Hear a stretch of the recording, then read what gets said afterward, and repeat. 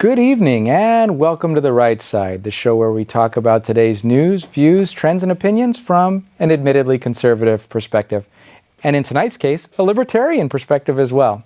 I'm your host, Chris Pareja, and this evening I'm joined by David Boaz. He's an executive vice president at the Cato Institute. We're going to be talking about his new book, The Libertarian Mind. David, welcome to the show. Thank you. And so first order of business, tell us, when did you first discover you were libertarian? I suppose I discovered that when I was in college. I was kind of raised in Kentucky as a constitutional conservative, and I started reading some economics, and then I started reading a little more widely in magazines that showed me the difference between the freedom part of conservatism and the order and tradition part of conservatism. And then I read Ayn Rand, and then I read some more libertarian stuff. And so I'd say by the middle of my college years, I was pretty clear that I was a libertarian. And so at what point did you decide the libertarian philosophy made a lot of sense to you, but you started moving in a direction where you could actually make a livelihood out of that libertarianism? Well, I was always interested in ideas and politics. And so even when I was in high school in a little town where nothing much was happening, I knew a lot about politics and who was elected and how much they had won their seats by. And then I got more interested in ideas and the way government works. And so I would say by the time I was finishing up college, I wanted to go to Washington and get involved in working with policy and ideas. I'm the first in my family not to be a lawyer. And I did go as far as applying to law school and taking the LSAT, but I really didn't want to be a lawyer. I wanted to leave school and get involved in working in Washington with political ideas. And so that's what I did. So somebody who actually took wanting to make a difference to that next level of getting involved. And you haven't done it inside an elected role, but you've impacted, obviously, lots of politicians' thought processes through the years. Well, I'd like to think that, though it's not obvious from the way they act. No, that's true. Not only have I never run for office, I've never worked for the government for any elected official. I mean, I've been here at Cato for 30 years, and I was young when that started. But I did do a couple of things before that, including working on political campaigns, just not any successful ones. So I never ended up with a government job. Okay. And so talk to us about how you came across Cato, how you came together, and kind of where that's led. Well, let's see. Cato was founded in 1977, and in 1978, I left my conservative past behind, and I actually went to San Francisco to run the Libertarian Party's campaign for governor. And as I say, we didn't win. Ed Clark ran for governor of California. He got 5.5% of the vote, did better in Silicon Valley than most places, but he didn't win. And so at the end of that, and then actually I ended up working on his presidential campaign too. In the Libertarian Party, if you run for one office and you get 5%, then you get to run for the higher office. So I worked on his presidential campaign, and we lost again. So I was out of a job again.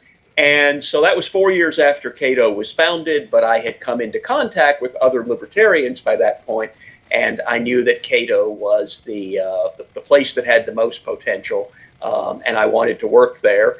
And the good news was that Cato was in San Francisco at the time, so I got to live in San Francisco and join the libertarian movement. And so you bring up an interesting point. Libertarians get 5% of the vote, 5.5%. But there are so many people who, when you talk to them about libertarian principles, I've talked to progressive environmentalists who consider themselves quite libertarian on many issues. There are Republicans that consider themselves much more libertarian than they're given credit for on a number of issues.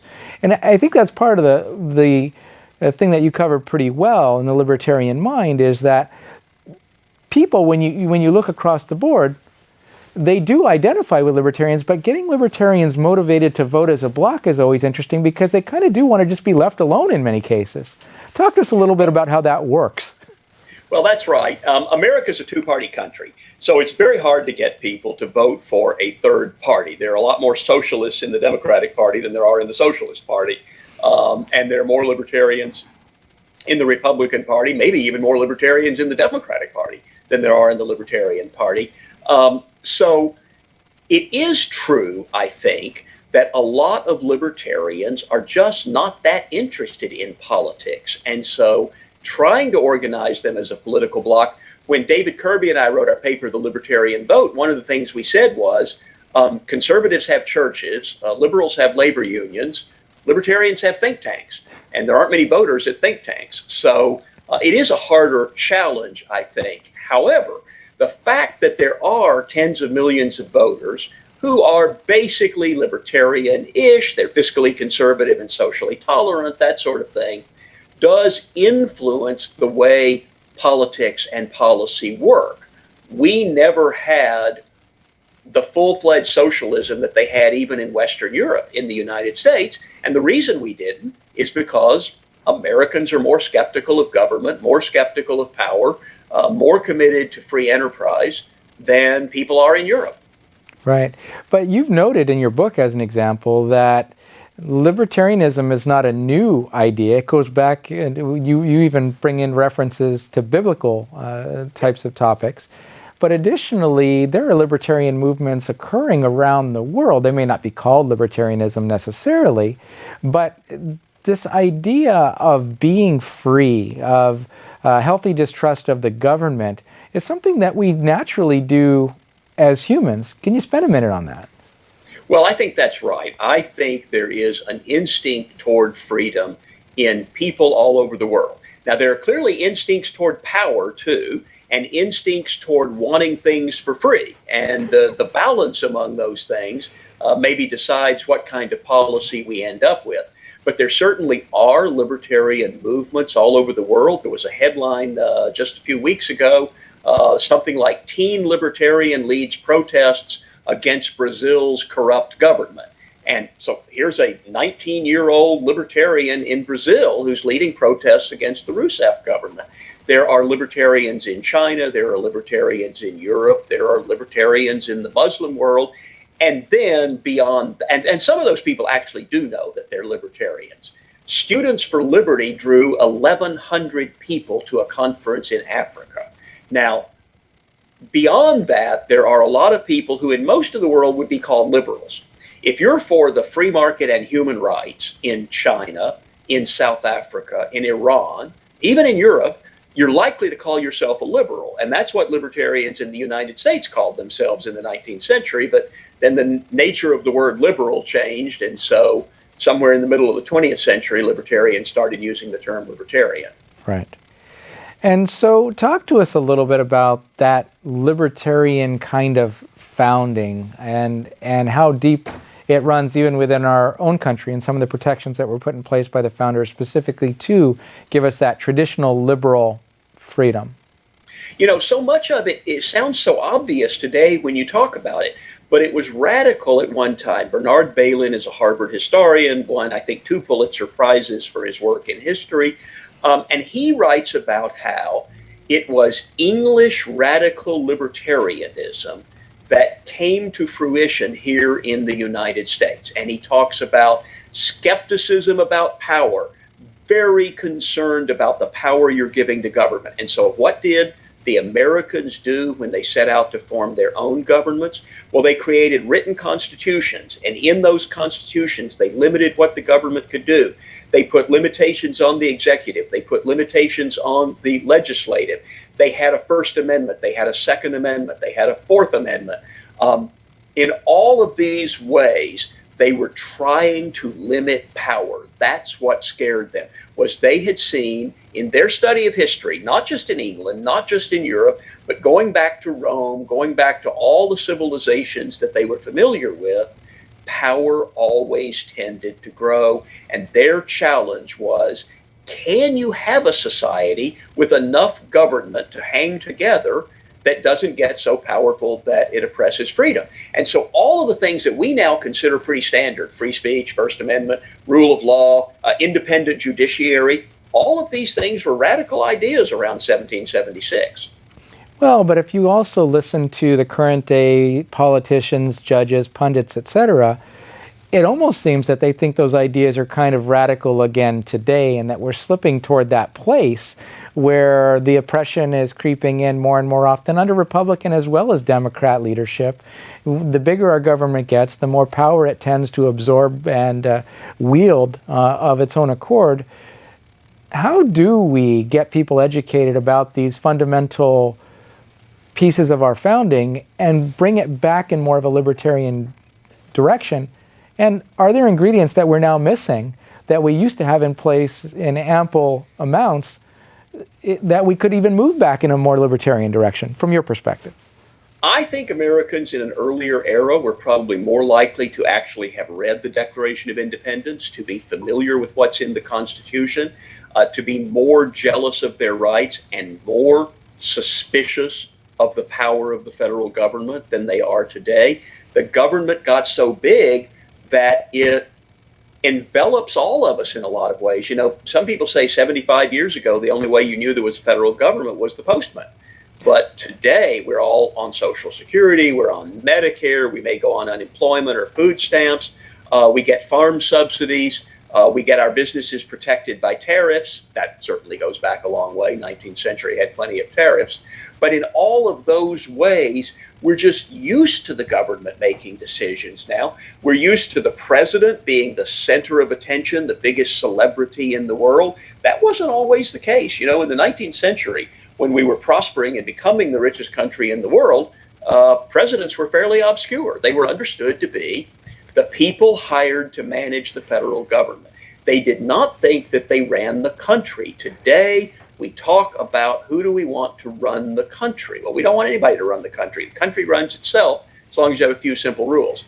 But I want to take issue with this question partly. Okay. Because I think libertarians always talk about the freedoms we're losing. And I could do that all day. Just today in Washington, we're reading about the parents whose children were snatched off the street and taken to the police office and Child Protective Services because these parents allowed their 10-year-old to walk home alone from the playground.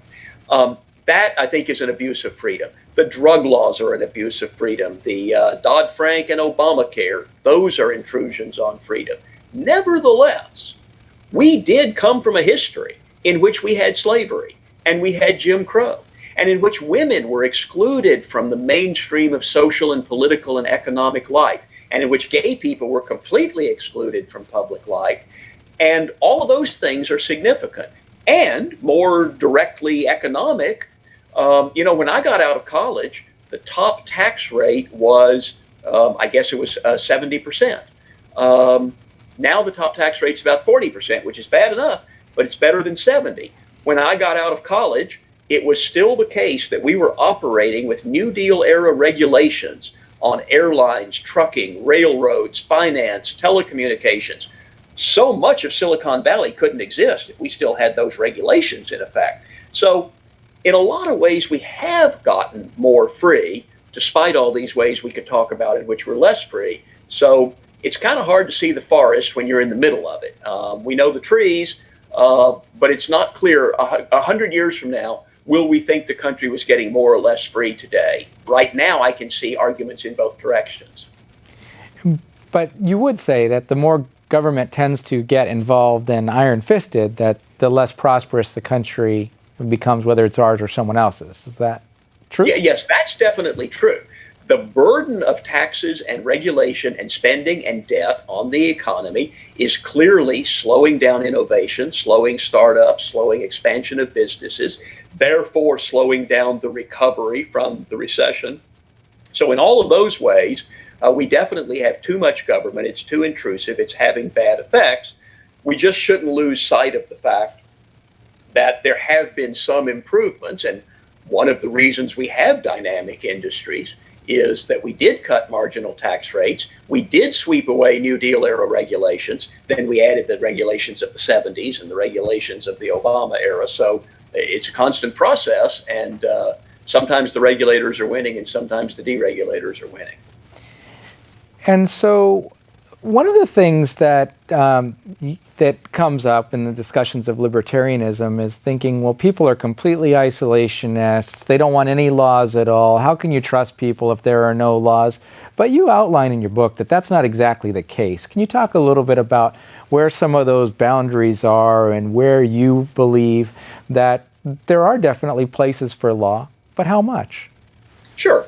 Well, libertarianism is a philosophy of freedom and limited government. And the old saying is, my freedom to swing my arm ends where your nose begins. Well, that's right. You have a right to life, liberty, and property, and so do I. And that means that we have policemen to prevent us from hitting other people and taking their stuff. Assault, rape, robbery, murder. All of those kinds of things should be illegal. Ideally, the police can prevent some of those things. If not, they can arrest and incarcerate people who commit those crimes. We need courts to try the people who have been arrested, but also to settle the disputes that arise in a business context or a employer-employee context or whatever. And we need a national defense. I don't think we need a national offense, but we do need a national defense to protect us from overseas threats. So in all of those areas, libertarians are not for chaos and anarchy. They're just for limited government protecting freedom. Right. And so I think that is one of the lines that people, uneducated people, don't necessarily connect, being that there is a difference between libertarianism and anarchy. It's not. There are philosophical anarchists who would call themselves libertarians, who would consider themselves part of the libertarian movement. But even those people believe in the rule of law. They believe there should be orderly systems to arrest people who commit crimes. They believe there should be courts to try them. They may say, well, those don't have to be government police and government courts. Most libertarians believe in limited government, basically police, courts, and national defense to protect our rights so that we can have a flourishing society in which individuals can flourish. Because the point is for free people to flourish and develop their humanity. And to do that, they just need freedom, but freedom that includes protection from those who would hurt them. Right. And so one of the questions that I was asked to ask you, if I had the opportunity, was what's the libertarian position on things like immigration and whether or not, illegal aliens have a reason or should have the ability to just roam freely in and out of the borders at will? Immigration's been good for the United States, been good for our economy, it's been good for our culture and society. The Boaz family was here before 1776, so I guess I could non-hypocritically say, hey, we should keep out all these other people.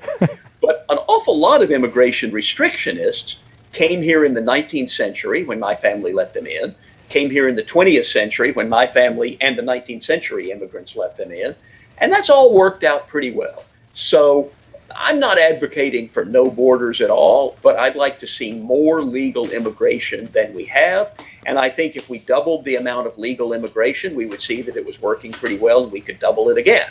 So I don't know that there's any particular number, but in general, I think we should recognize that we have prospered by being a country that welcomes immigrants, and we should continue to be that. But you did mention, as long as they're doing it legally, right, is going through a process of some sort? Yeah, process is a good idea. But look, one of the reasons there are a lot of illegal immigrants is that we've made it, we don't have enough legal immigration allowed. A lot of people say, my family came here legally in the 19th century. Well, legal, there were no restrictions. Anybody who got here was legal. Right. So it's not much to brag about. You didn't follow any process. You just got on a boat and got here, your ancestors. So maybe because there are more people in the world, because the cost of travel is so much cheaper, we need more restrictions than we had then. But we could afford to have more legal immigration, including maybe temporary visas, temporary worker visa programs, as well as just allowing people to come here. And the important thing to me is we want to let people come here to create and work and build things. And so that's what we ought to welcome, is people who want to come here to make a better life for their families by getting a job or starting a business or whatever that's going to be good for our economy and good for their family. And so, just out of curiosity, what are the top 3 issues as you see them where there's a disconnect between mainstream politics and libertarian philosophy at this point? Well, I suppose there are a lot of such issues. I mean, if we're talking about big political issues, I would say libertarians are concerned about the really scary growth in entitlements and unfunded liabilities. Now, that's one where most mainstream politicians know it's a problem. They just don't want to do anything about it.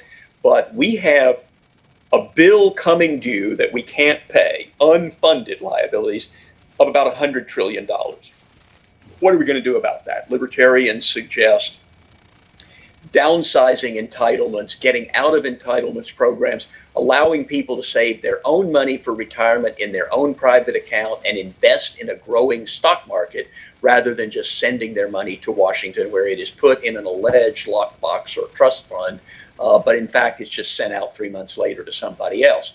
So and the cost of entitlements would be one. I do think overcriminalization and the overuse of the police is one that very few people were paying attention to until recently. Cato Institute published its first paper on the militarization of local police in 1999. Nobody else seemed to notice it until Ferguson in 2014, when suddenly they saw these armored vehicles on the streets of a suburban town and said, where did those come from? Well, the answer is they come from the federal government, and they're given to small towns and bigger towns all over America. And you end up with local communities or local drug raids that look like Iraq. And then a third point I would say is that I think libertarians have a huge, broad criticism of America's interventionist foreign policy. And I think a lot more Americans agree with that than politicians realize. 63% of Republicans think that the Iraq War was not worth fighting. That's a pretty big number, and I'll be curious to see how that plays out in the upcoming primaries. But the general idea, libertarians want to protect this country, but not to go around the world looking for bad governments or adversarial governments that we can overthrow or confront or drop bombs on. This was certainly something that we criticized George W. Bush for. But look, I think the last count was Bush dropped bombs on 4 countries. Obama has dropped bombs on 7 countries. So it's a bipartisan policy of interventionism that libertarians would like to fundamentally change. Yeah, and I think that that's something that does bring people across the political spectrum together on. I've seen Tea Partiers and MoveOn.org members, as an example, both be behind Ron Paul because of his philosophies in that not being so much into the intervention business as we've been historically able to, or historically done. We only have about a minute left. Can you tell us a little bit more about where people can find out more information about you and the Libertarian Mind? I'm on the Cato Institute website, cato.org. You can find my name. I'm also on Facebook. Just go looking for David Boaz there. And if you want to find out about the book, go to cato.org/Libertarian Mind.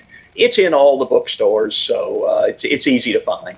And Boaz is spelled B-O-A-Z for people that are looking. Yes, that's right. David Boaz, B-O-A-Z. I'm also on Twitter, David_Boaz. Great.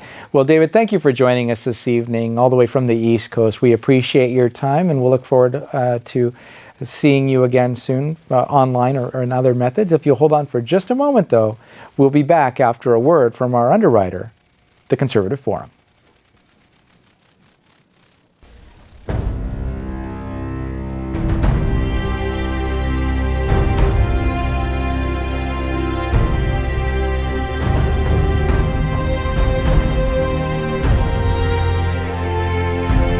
The Conservative Forum of Silicon Valley began with 20 conservatives meeting at a restaurant in November of 2003. Our mission is to promote the principles of American liberty through education. By 2012, we had grown to over 600 paid members. Our monthly meetings feature well-known and prestigious conservative speakers addressing issues that are critical to our country's very survival. This includes speakers like Victor Davis Hanson, Andrew Breitbart, David Horowitz, and many others. In addition to our monthly meetings, we sponsor a conservative local cable access TV show, The Right Side, covering today's topics.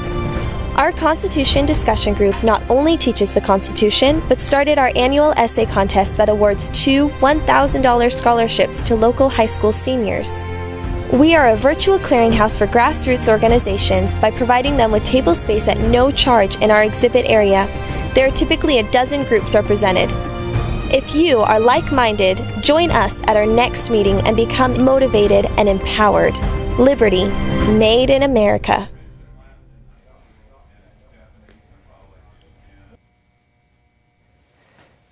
And welcome back to the right side. That was a word from our underwriters, the Conservative Forum. And we appreciate them tremendously. They've made this show possible for 3.5 years, just about. And so we tremendously appreciate the contributions they've made to making this happen. But what they're best known for is their speaker series. As an example, this evening, John J. Miller from Hillsdale will be speaking at the forum. In May, Alan West will be joining us at the forum, and in June, Jim Garrity from the National Review will be speaking. The events take place second Tuesday of each month at 7 p.m. at the IFES Portuguese Hall at 432 Steerland Road right here in Mountain View, about 3 minutes from the studio. You can find out more information about the forum and the upcoming speakers, as well as catch old episodes of The Right Side at theconservativeforum.com.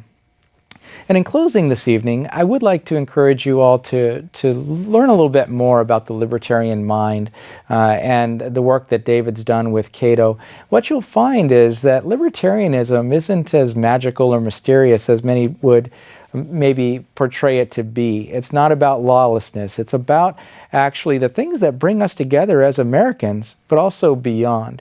As I said previously, I've talked to everyone from, obviously, Tea Partiers tend to have a libertarian lean to them, but even people that are on the liberal side of the scale, as we've assigned them, or they've assigned themselves, progressives, as an example, may tend to display a lot of libertarian leanings as well.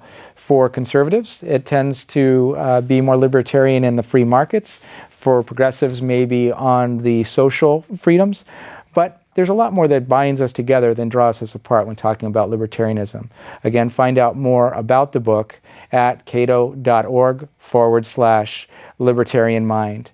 In closing, I'd like to thank you for joining us this evening. I've been your host, Chris Pareja. This has been The Right Side, and we'll look forward to seeing you in person or on the show again sometime soon. Have a great night.